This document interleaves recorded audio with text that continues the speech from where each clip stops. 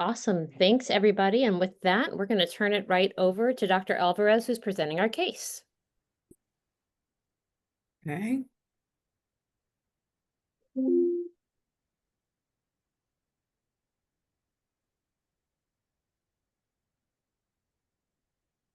You can see it, right? Yes, you're good. Okay, good. All right. Well, this is one of my patients that I have seen for many, many years. And she's challenging due to many things, as you will see, plus medication adherence. So she's now 12 years old. She has SS. I have seen her since birth. And some of the important problems she had in the past started at age 2 with a strep pneumobacteremia, for which she continues on penicillin prophylaxis. She has had multiple admissions for VOC. One of them I remember was severe abdominal crisis, but she never had acute chest that I can remember. She had a history of tonsillectomy and adenodectomy, secondary to obstructive sleep apnea at the age of 5. And one of the important things on her is she keeps a low baseline hemoglobin, between 5.8 to 6.4 with good retics. Due to that, I started her on hydroxyurea very early in life, but I have to start her on chronic transfusions at the age of 6 because she developed an abnormal transcranial Doppler. That was February of 2019. And she have received chronic blood transfusions for since that time, for that reason, until approximately June of 2023.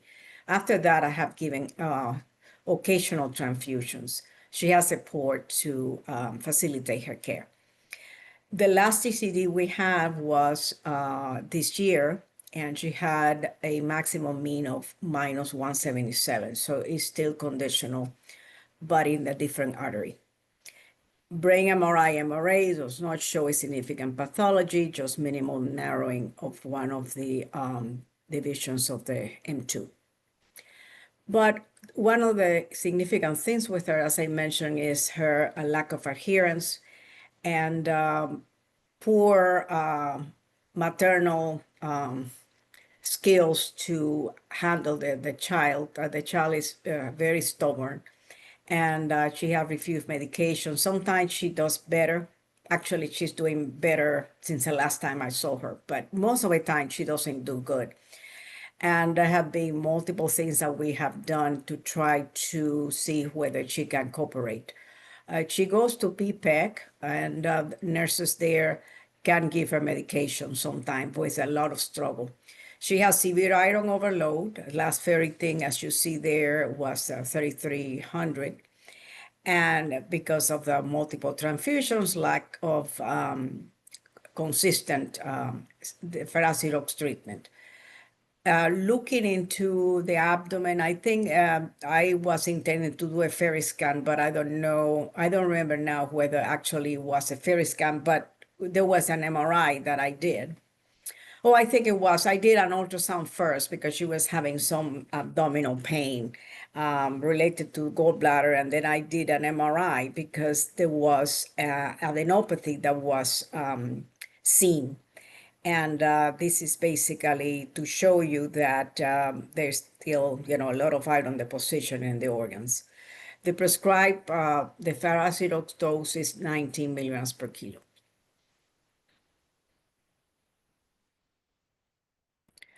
So because of the issue of iron overload, I decided to just do the overlap again with hydroxyurea while she was on blood transfusions, also because her TCD have normalized, or at least is conditional. So I started her on hydroxyurea, which I have been escalating, and the current dose is 28 milligrams per kilo. Again, the adherence is variable. And the fetal hemoglobin has remained very low, as you can see there, between 3 to 4%. Now, one of the important things that, and the main reason why I want to bring that up for discussion is that she has intermittent and nocturnal severe hypoxemia. And everything started after an episode of COVID, which it could have been something that triggered it. But May of 2023, she contracted COVID. She was not too severe in her symptoms. Then in October of 2024, so a year and a half later, is when I started to see she developed hypoxemia. And at that time, she was on hydroxyurea.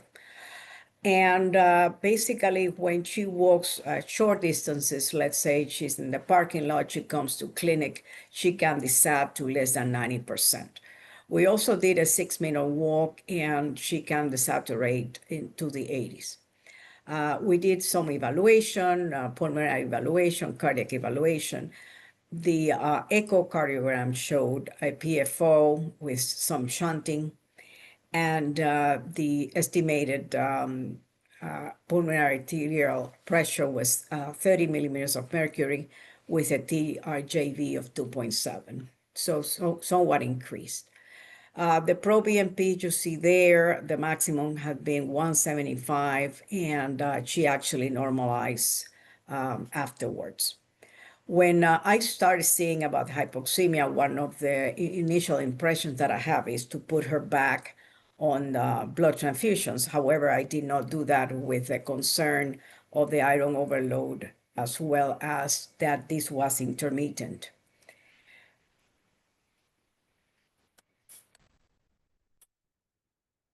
Let's see whether this goes now, because it's not, let's see. Okay, all right. So this is a recent pulmonary function that she had. And I actually invited the pulmonologist to attend this meeting. I don't know whether she's here, but she has had several pulmonary function tests. This is the most recent one. We showed moderate to severe restricted lung disease with a normal DLCO, and the expiratory flows, again, are consistent with restrictive lung disease. So this is her assessment. She has this moderate to severe restricted lung disease, which actually have worsened compared to the previous year. With the chest X-ray, CT with contrast, was done in October of last year. And basically, you see there that there was some mild mosaic attenuation, which tell you there is some parenchymal disease in the left upper lobe, and no arterious venous malformation, which was one of the reasons why she wanted to obtain the CT with contrast. And there's no pulmonary nodule, so no obvious infection at that time. And the commonly seen H-shaped vertebra consistent with history of sickle cell. So her opinion, the pulmonologist's opinion, is that she had this sickle cell lung disease complicated by mild pulmonary hypertension, but she also have obstructive sleep apnea. You remember we did a TNA in the past, but most recent sleep study, as you will see, shows significant hypoxemia. And she also have history of asthma. So she has a few things related to lung issues.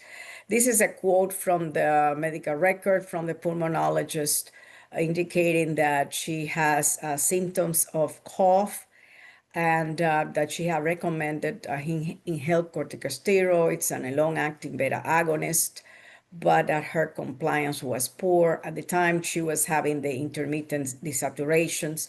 And the recommendation is actually not to be on oxygen all the time, because sometimes she comes to clinic and she's not deciding. But when she feels short of breath or when she walks distances, that she should have oxygen available as a portable tank. And she has a portable tank and also oxygen at home. But she rarely use it. I mean, she comes to clinic without the oxygen. She also was recommended to have CPAP because of the sleep pattern that we have. So in the most recent sleep study, she had 0 apneas, but she had 19 obstructive hypopneas. And you see there the index was 3.2, which was within the mild range. But she does have desaturations both with obstructive breathing and without obstructive breathing. And you see there that basically looking at the totality of the oxygen saturation during the evening, it's 70, almost 72% of the time she has a saturation less than 90%. So she certainly needs oxygen and the CPAP as recommended. So in summary, for you to Dr. have... Alvarez, I'm sorry to interrupt. If I may add something for Yes, her. please. This is Dr. Aguilar. Yes, so I'm the primary pulmonologist for Yeah. Couture. No, I just wanted don't mention names. No names. Sorry. I wanted to summarize a little bit what we found for her. So she does have a moderate to severe restrictive component. Unfortunately, in between 6 months, she deteriorated even more, despite the efforts of us recommending her specific therapy. As Dr. Alvarez mentioned, we have major issues with compliance. Then she also has a moderate obstructive component, and that was the reason why we prescribed the ICS LAVA initially, and again, issues with compliance. We all, for the sleep issues, to be honest, the obstructive component was significant but not major. We were more concerned about the hypoventilation during sleep. She was more than 80% of the time below 90%. So very, very significant. So we recommended BiPAP. It's called an autopap because it delivers a different set of pressures between 7 to 14 centimeters of water, which hopefully should be able to compensate with an additional amount of oxygen for the hypoventilation. Unfortunately, again, she used it only for a couple of days and she was not able to tolerate. So where we got her an appointment with our sleep specialist for them to try with other techniques. They have like a psychology team, see if we can improve somehow the compliance with the BiPAP machine.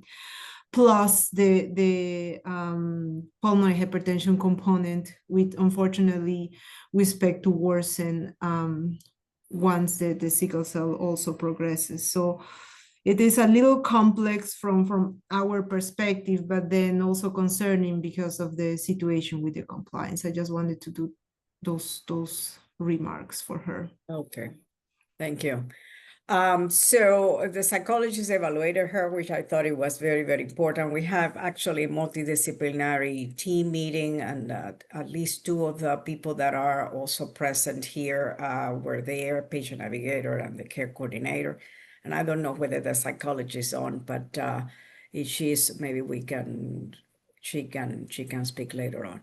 The idea was to give her some goals and a reward chart, and if she was complying, to give her a prize.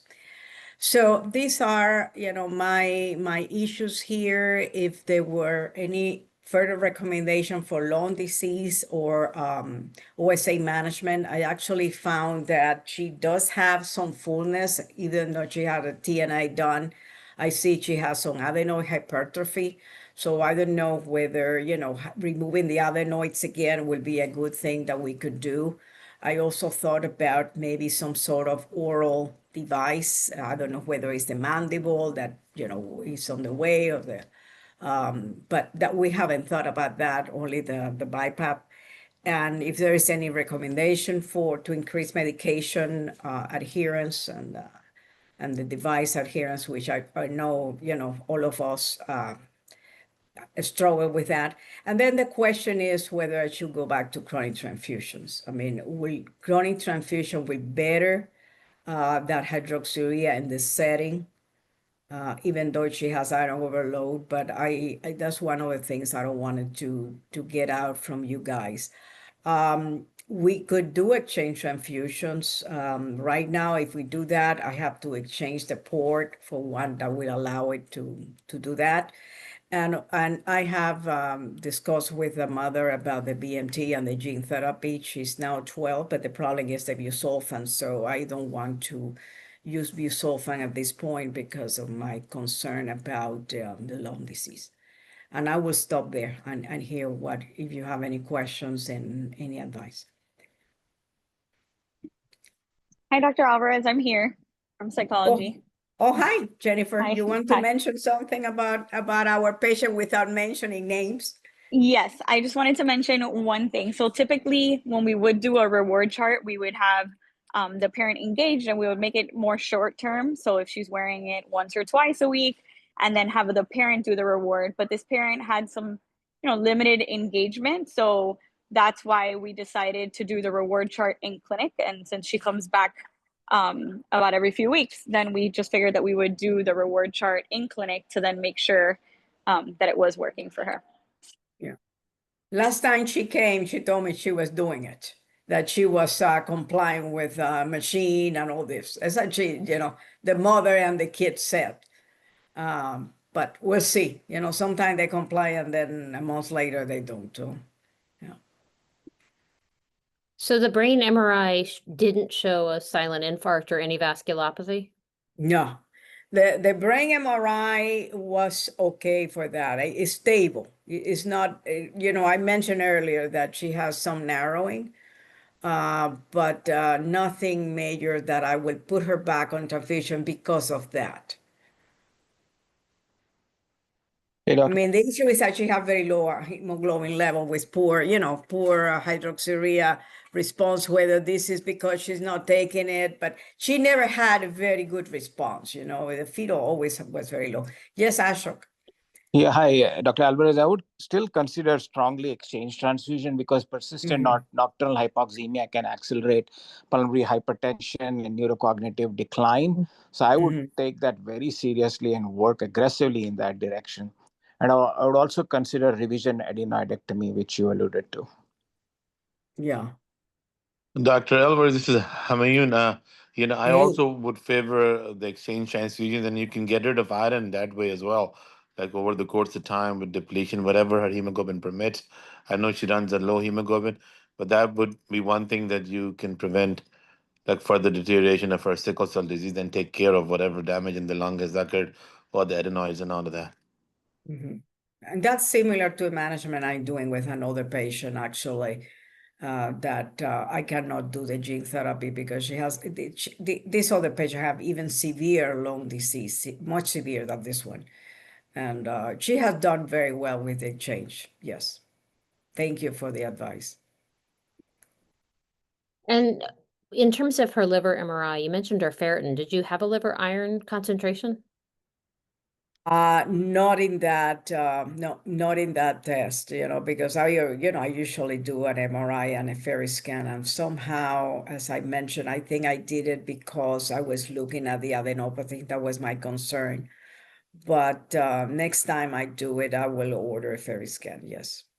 And what is the child's concern about taking medicines? Like, what does she say is her She reason? says it's nasty.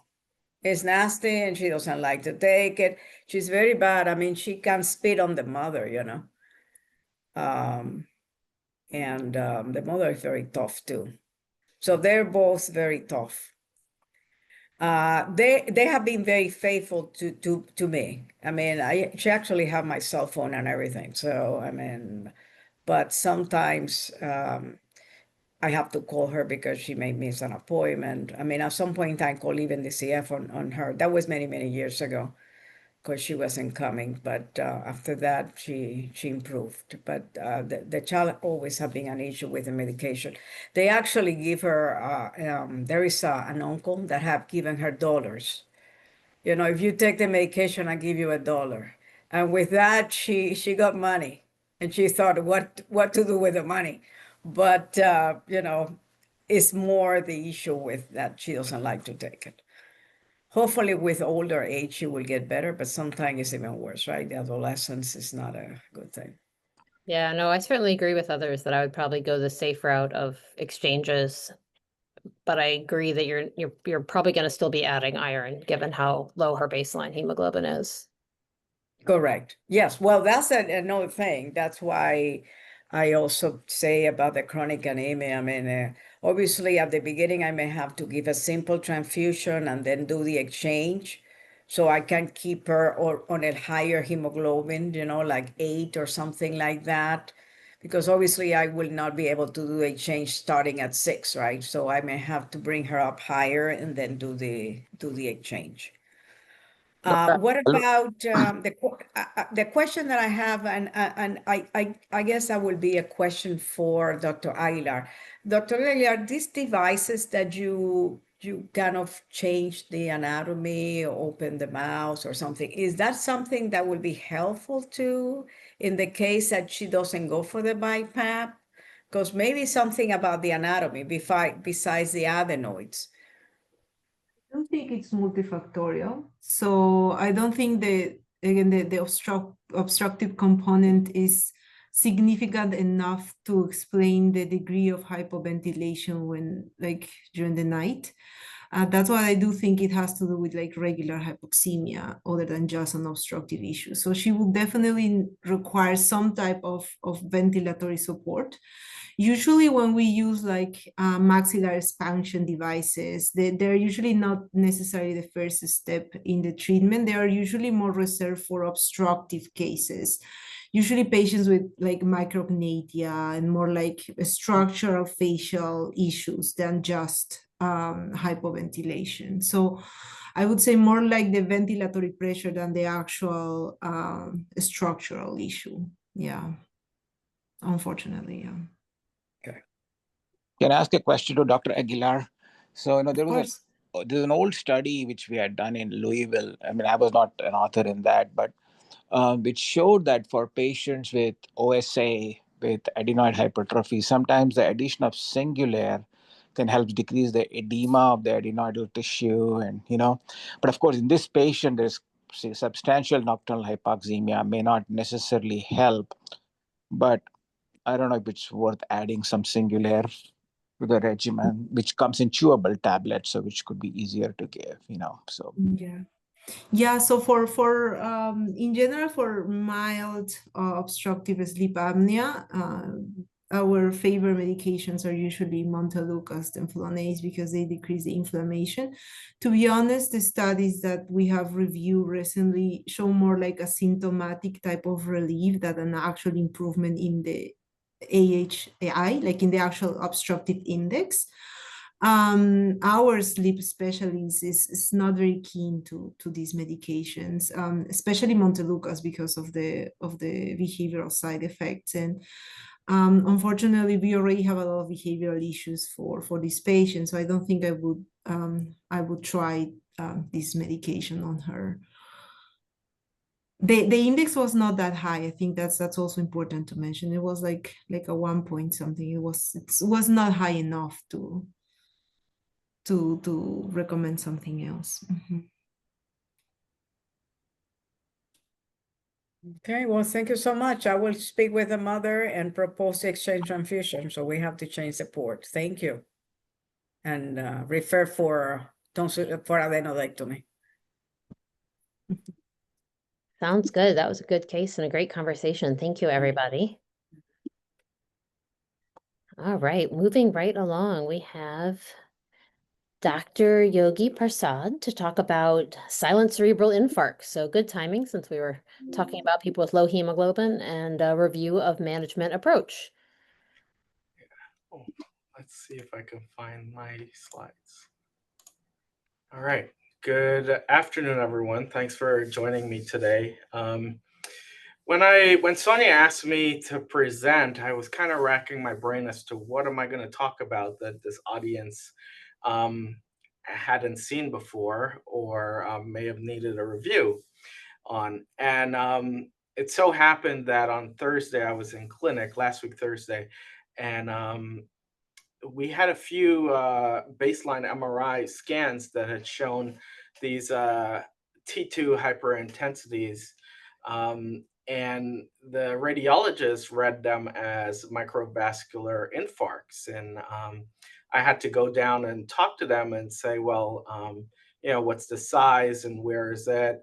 And so that kind of got into a kind of discussion as to what's the standard for describing silent infarcts for sickle cell patients. And so that inspired me to put this review together to try to learn from it, but also maybe a review for the audience. So Today, I'll talk about silent infarcts, a review on management approach. So a bit of the history, whenever I start looking at things, I like to go back and see where we started from. And I did not know this, but a lot of the initial data came from the late 1980s, 1987, where Sally Davies from the United Kingdom described a cohort of about 25 patients, five of which had silent infarcts on CT scans. Um, Most of the patients were in SS, and she noticed that there was no hematological risk factors, but a small group of patients had crisis rates greater than 1 per year, which I think will be significant when the rest of the discussion comes up. And she associated that with risk of neurological damage. So kind of fast forward to where we're at right now. Um, the A lot of the earlier studies put the prevalence of silent infarcts um, higher in patients with SS and S beta 0, but also, as you can see here, the prevalence in patients with SC disease, and I would also extend that to patients with S beta plus, is not minimal. So in SS and S beta 0, the prevalence is somewhere between 39 to 50%, and in SC patients, it's variable in the literature. It's somewhere between about 6 to 46%, described with patients with SC disease. What are the risk factors? So the first study, and I think one of the earlier larger studies to describe the risk factors for silent infarcts, came out of the cooperative study of sickle cell disease. In this, they outline a lot of risk factors such as baseline hemoglobin, pain events, seizure histories, but on final multivariate analysis, what they were able to show is that in patients with uh, pain, it's actually a decrease in pain events that seem to have increased risk of silent infarcts, higher higher risk of seizures and higher white blood cell counts, as well as the hemoglobin Senegal, were all associated with increased risk of silent infarcts in patients with sickle cell disease. Again, this is patients with SS that they looked at. And then Dr. DeBon and his group looked at other risk factors such as baseline hemoglobin, and what they saw was that the lower the hemoglobin seems to portend a higher risk of silent infarcts, and likewise higher baseline hemoglobin and female sex that put patients at risk of silent infarcts. One of the things that I didn't think about before, but is the co-inheritance of hemoglobin constant springs also put patients at risk of silent infarcts. And there's also some studies from the French groups that describe patients with other red blood cell enzynopathies like G6PD deficiency that may also put patients at risk of silent infarcts. This is another another study. I think this was about 94 patients in this study. Again, outlining lower hemoglobin. Abnormal MRAs seem to increase the risk of silent infarcts. But, interestingly, there was a decreased risk or rate of acute chest and rate of pain crises in patients with silent infarct. So kind of opposing Dr. Davies' first impression that maybe increased pain seem to have increased risk of silent infarcts, where here looks like lower pain rates were associated with silent infarcts. And I think some other studies also that describe that such as the cooperative study, also drew association of lower pain events in individuals with silent infarcts. So what are the symptoms? the term silent infarct is a misnomer. It's because these are strokes, and a lot of times when I describe them to patients, I do describe them as stroke-like lesions. They don't present any focal or localizing signs, and so that's why it's termed as silent. But it is associated with neurocognitive impairment, poor academic function, and an increased risk of subsequent stroke over the lifespan. This is a table I took from a review, the ASH 2020 guidelines, and also a review from Dr. DeBon, showing that as you age, the lifetime prevalence of silent infarcts does increase. And also, if you look at the table on the right, there is a decrease in about 5 points drop in your IQ scores between individuals with sickle cell disease and no silent infarcts and individuals with silent infarcts. So again, highlighting that it is a very important entity to screen for in patients with with sickle cell disease.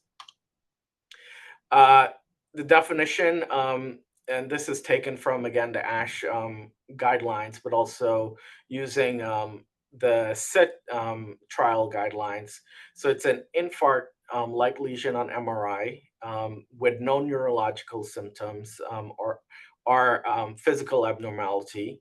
And as per the SIT guidelines, the MRI abnormality should be at least 3 millimeters in one dimension and at least on 2 views on T2 weighted images of the brain. Other radiological findings came out. So the figure on the right here, the 2 arrows are lesions typical that you will see in silent infarct. And it's usually in the frontal deep white matter of the brain. And it's mostly common in watershed infarcts. So these border zones, most common between the anterior cerebral artery and the middle cerebral artery. Late effects, you can see white matter volume loss. So we wouldn't typically see this in pediatrics, but if you follow these patients into adulthood, you may see this. And sometimes they can be described on your neuroimaging report as cortical wedge-like infarcts. So the management, and this, I think some of the individuals in this group may have a little bit more experience in terms of the history of the management than I do. But the standard of care kind of came out of this the SIT trial, where it's the largest controlled trial for transfusions with cerebral infarct and sickle cell disease. And here, on this trial, they observed that on the transfusion arm versus observation arm, there were lower events, 2.0 events versus 4.8 events per 100 year.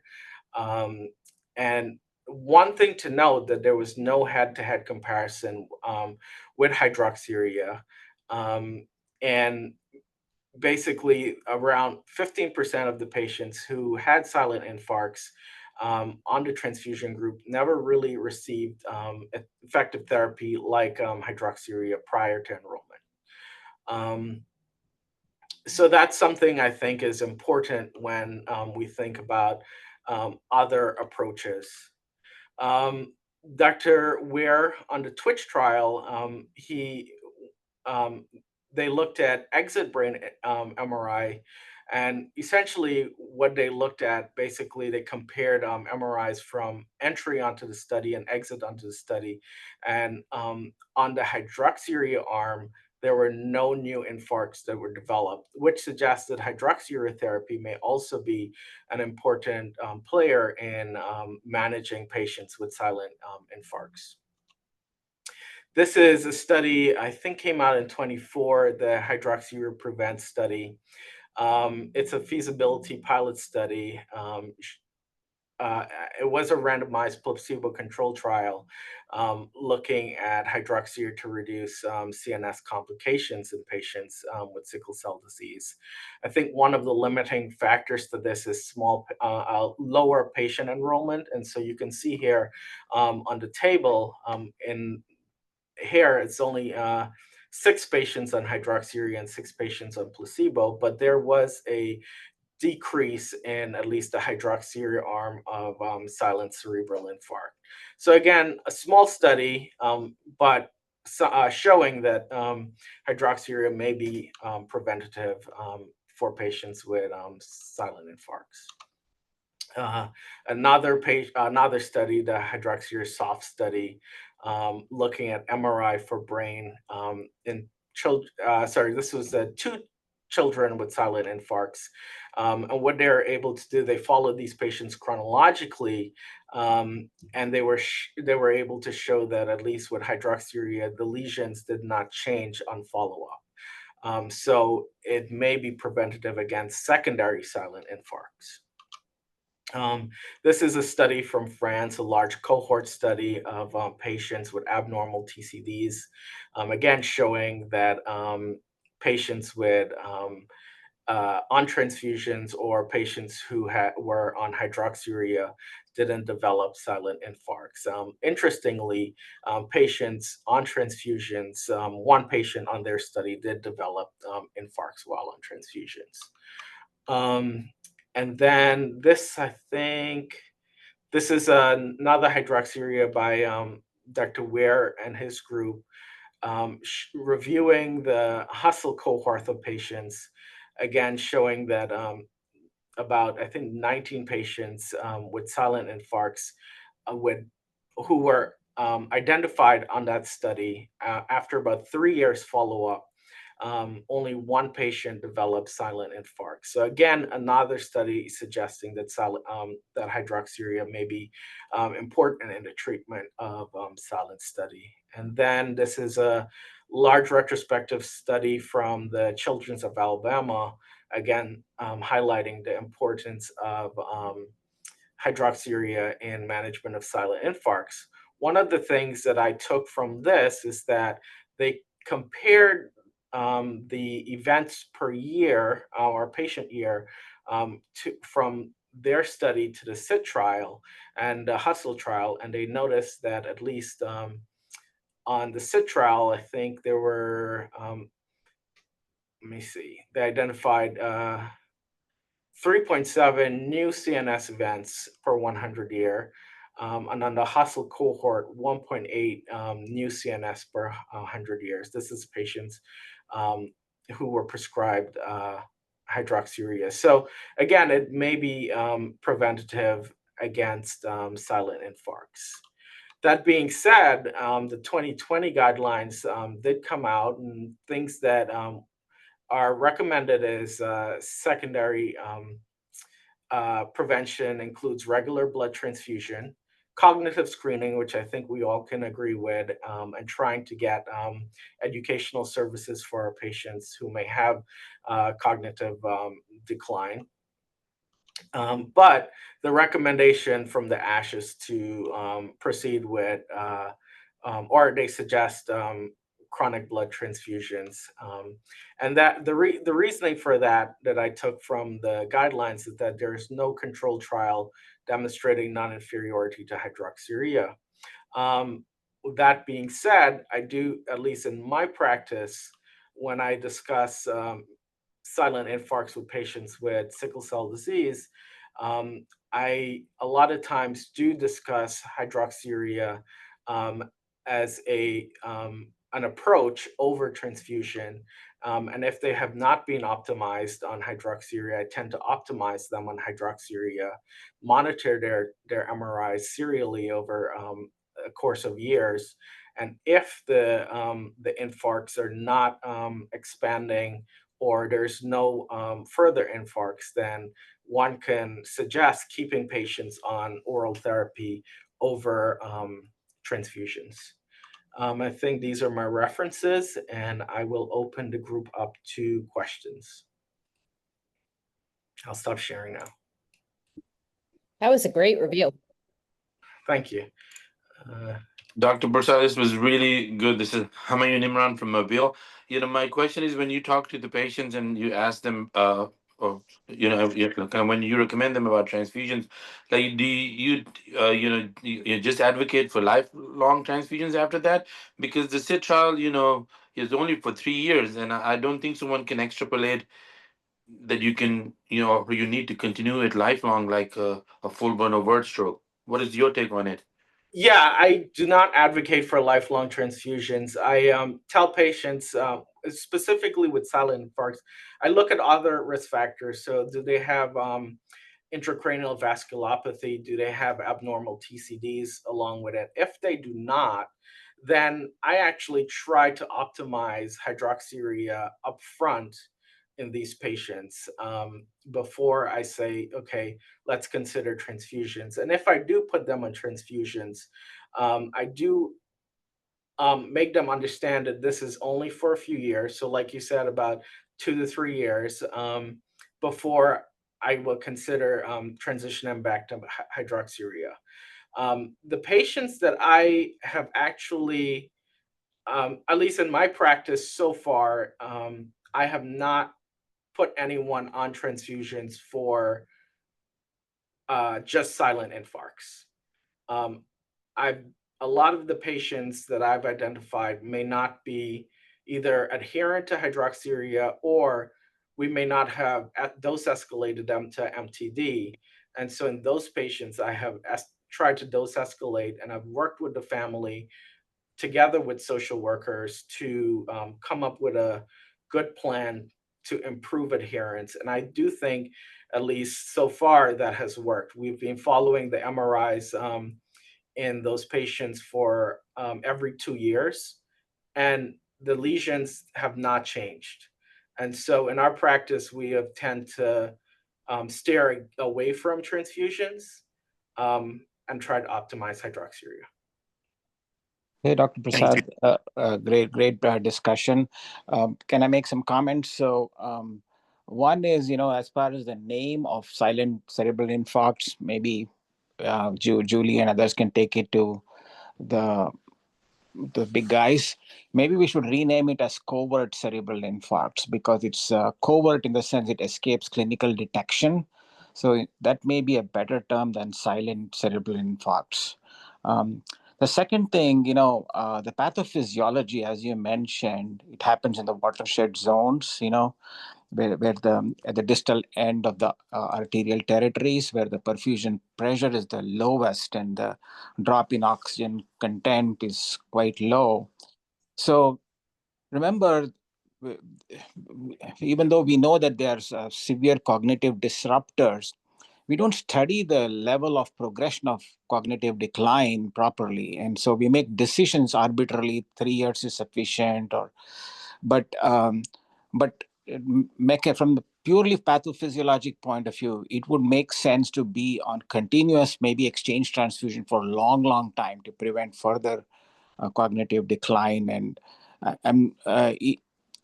not all. It's such a heterogeneous condition. The level of vasculopathy can vary so much, microvascular, macrovascular stenosis. So it's, even despite all the studies you quoted, there are so many pitfalls in the study for clinical applications. But purely if you're wanting to help the individual patient prevent cognitive decline, I think there is a case to be made for long-term exchange transfusion. Okay. Other thoughts? Sarah, what were you asking? You asked about adherence, but I wasn't sure if you meant adherence to transfusion or adherence to hydrea.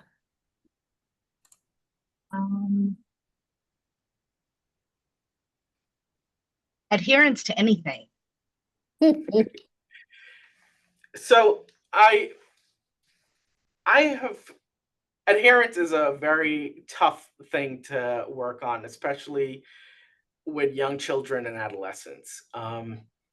I do think something that was brought up earlier is reward charts, and that's we've discussed that against with social worker. We've had patients see our clinical psychologist to help work with factors that may be barriers against adherence. And we've had some success. A lot of what seems to happen is patients feel healthy. They don't want to take daily medication. And then as they get into the adolescent age group, they may feel there is a stigma around the disease and taking medication. And so we try to address some of those barriers. And then one of the things that I've noticed with patients who are on transfusions and is that we start transfusions probably the first year. A lot of families are compliant with coming to visits, getting their transfusions, and then over a period of time, those gaps between transfusions tend to start spacing out. So essentially, patients are putting themselves on either disease modifying therapy with hydroxyurea not showing up. And that's something I think as a group we need to work to improve. How we can do that is still a debate because we as a group are not going to DCS to address basically transfusion adherence. And that's because we try not to alienate families from our practice. Work best with social workers and psychologists to try to address barriers to follow up for these patients. And that is another reason why I think maximizing disease modifying therapy, it may be better than transfusions. And with transfusions comes a lot of side effects too. Iron overload, especially if they're not adherent, they may not be adherent to their chelation therapy. Putting ports in, I've had discussions with families where a lot of them have relatives who have sickle cell disease, and I've seen patients or their families passed away from sepsis from ports or had thrombosis from ports, and that has led to some apprehension around putting central lines in. So we're still, it's a work in progress, but those are things that kind of lead us to maximize disease modifying therapy. Yeah. Just a comment. I did not participate on the SEED trial, so I don't have a lot of experience in that sense, as I did with Twitch and Switch. But I don't think that trial was so strong in the outcomes. And in my personal practice, I use hydroxyurea like you, try to maximize. I don't think I ever have started anybody on transfusions. Now I should probably do more follow-ups. I mean, the recommendation is to do at least one MRI per lifetime, but I think it's very important, the neurocognitive testing, certainly if it is some worsening. The first thing I will consider is refer for transplantation to cure the person more than to put them on transfusion. I mean, that would be my take on that. But certainly we have to talk to the family and to the patient for decision making. No, I think that's true. And I think it's all about meeting patients where they are, right? You ask about adherence, and I find some people don't want to take a medicine, but are more than happy to come in every month for a transfusion. And some people who are the exact opposite, and some people don't want to do anything. A lot of my teenagers, which is everybody till they're about 29, in my opinion, I find one thing that is interesting about hydroxyurea that encourages them is it keeps their eyes less yellow, which makes the disease less visible. And that's one of the carrots sometimes that's useful. But sometimes it's just figuring out what motivates each individual. We use a lot of transfusions. When we looked at our adult database and the Hopkins database in each of ours, we actually had 21% in their database and 22% in ours of our adults were on chronic transfusion therapy. So just for interest purposes, mostly for secondary or stroke prevention or primary stroke prevention with vasculopathy or recurrent acute chest syndrome, and then less commonly for chronic pain management.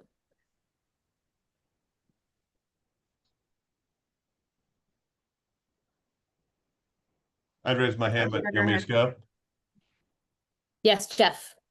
Yeah, so great job. So in terms of, we were part of the SIT trial, and right, it's the two ways you look at it. We presented the data as the combined, which is how it was designed, right, for overt stroke and silent cerebral infarct. And there we actually didn't, right, we didn't hit the endpoint of the study, but it was still statistically significant. But yeah, I mean, when you look at the 5 silent strokes on transfusion arm and the 7 on the silent cerebral infarct arm, again, you can sort of extrapolate what kind of a sample size you need to have that as statistically significant for that one alone. But so we offer both, and some choose it. And when we talk about hydroxyurea, we try to do annual MRIs for those who've had a silent cerebral infarct. And we tell them, if we choose hydroxyurea, we could still have new silent cerebral infarcts because it even happens on transfusion. But, our usual policy is we continue on we continue on hydroxyurea for our SCI patients, try to get annual MRI, and then if we get progression, then readdress either curative therapy or transfusion. And then when we tried to do that, so we were going to try to do a SIT2 trial. And that was what our data, when we put the two together, the Hustle and our data together. In that paper, we did a sample size calculation showing that you need 330 patients randomized to transfusion or hydroxyurea to detect a meaningful difference. And so that's when Mike looked at our data and said, all right, we're not going to move forward with the SIT2 trial. I tried to call it the HUSH trial, HU for silent infarcts and hemoglobinopathies. Mike said, no, it's going to be SIT2. But either way, it didn't even happen. And so, so I don't think we're going to have the data on hydroxyurea versus transfusion ever because it's going to be too large of a sample size. And then the last one, so HU Prevent, again, is the next one to say, what can we do to get evidence? And again, we are part of that. And you can imagine nowadays how hard it is to do a randomized study of in infants, 9 and up, to hydroxyurea versus placebo, because so many parents just wanted to either pick one or the other. And again, it's a limitation of Baby Hug, and that unfortunately we got shut down, when that child passed away in the scanner. But yeah, I don't think we're ever going to be able to answer the question in primary hydroxyurea versus another therapy again, because so many people are going to choose hydroxyurea. That unfortunately, I think the silent cerebral infarct, just from an evidence standpoint, we're not going to get what we need. And so whatever your guys' individual's best practices are, I think that's probably appropriate. And that's kind of what Julie was saying, like it's shared decision making between us and the family. And at least so far, the ones that I've taken care of have all opted for hydroxyurea, or at least to stay on it. But a lot of them we haven't escalated to MTD, so I've escalated it, and at least at the beginning, bring them in monthly, make sure adherence is okay, and then space their visits out. And so far, that seemed to be working. In the last 4 years that I've been here, the lesions are stable; they're not expanding, so we've kept that out. But I did initially discuss, if things worsen, we'll put you on transfusions. But the other flip side to things are you can still have progressive infarcts on transfusions. Right. And I don't think anyone or any study has really addressed that part of things. What to do if you have infarcts on transfusions. And that kind of goes to, I think someone brought up curative or transformative measures. And so that will be, to me, the next logical step. I would say that most people would agree with that, right? If you progress for whatever and on transfusions, then your next logical step is to consider transplant if it's an option, or gene therapy if it's an option. But even the data for that, while early, still just too early to say that it's highly protective against silent infarcts. Can I make one more comment as another option, which we could also consider purely from the point of view of pathophysiology-driven reasoning, if you will. Now, why not combine both hydroxyurea and transfusion? I mean, obviously, we don't have good data for either. We have some data, but transfusion immediately corrects oxygen delivery deficits in these high-risk watershed areas, and also, maintains that for some time, while hydroxyurea reduces microvascular sickling, endothelial health, and hemolysis to some extent. So offering them simultaneously could stabilize these new lesions, prevent new lesions, and potentially allow tapering of transfusions over time. So I think it'll be a more rational, individualized approach. One could take the so-called HAT therapy, hydroxyurea and transfusion therapy. Yeah, actually, quite a lot of our patients are on both, so we do use that a lot. Yeah, we use that too. My question is always, once they're on transfusion, sometimes I worry about adherence, and it's hard to monitor adherence, let alone by the time you put them on, chelation too. I never know who's taking hydroxyurea long term when you're on transfusion, feeling good. All right, well, this was great, guys. We had a really good conversation, fantastic case, and great discussion, great presentation. So thanks, everyone. We'll look forward to seeing everyone again in 2 weeks. Thank you. Thanks.